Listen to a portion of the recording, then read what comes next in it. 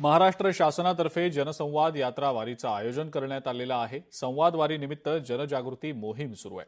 देहू ते पंढरपूर जगद्गुरू श्री संत तुकाराम महाराज आणि ज्ञानेश्वर महाराज पालखीच्या वाटेवर महाराष्ट्र शासनाचा उपक्रम जनसंवाद यात्रेचं आयोजन करण्यात आलेलं आहे।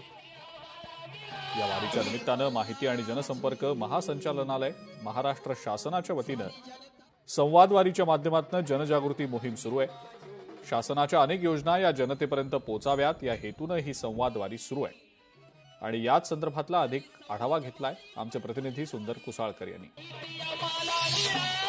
महाराष्ट्र शासनाच्या वतीने जनसंवाद वारी या ठिकाणी आयोजित करण्यात आले आहे। माहिती व जनसंपर्क महासंचालनालय महाराष्ट्र शासनाच्या वतीने हा उपक्रम साधारणतः देहू ते पंढरपूर अशा पद्धतीचा या ठिकाणी उपक्रम राबवण्यात आलेला आहे। या उपक्रमाच्या माध्यमातून वारकऱ्यांची आणि तसंच या ठिकाणी कशा प्रकारची जनजागृती केली जाते हेच आपण या ठिकाणी थोडक्यात जाणून घ्या। आपल्या सोबत जुन्नरकर आहेत, तर त्यांच्याकडून आपण काय सांगा सर, एकत्रित हा उपक्रम तुम्ही राबवता, नेमकं काय संकल्पना आहे? माहिती जनसंपर्क महासंचालनालय महाराष्ट्र शासनाच्या विद्यमानाने संवाद वारी हा उपक्रम राबवला जातो।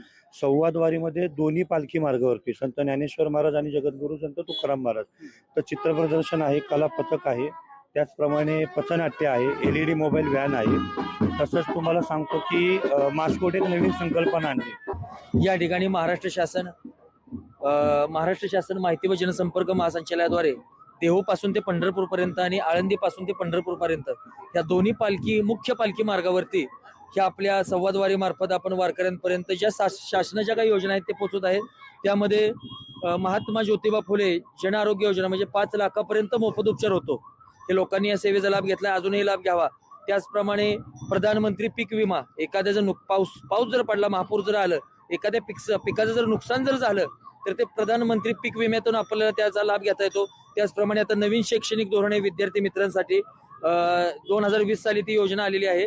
नवीन शैक्षणिक धोरणामध्ये शिक्षण सुद्धा मोफत मिळलं जात आहे। अलीकडच्या काळात आपण बघतोय लाडकी बहीण योजना, अतिशय चांगला प्रतिसाद आहे। लोकशाही मराठी ऐका, पहा, जागरूक रहा।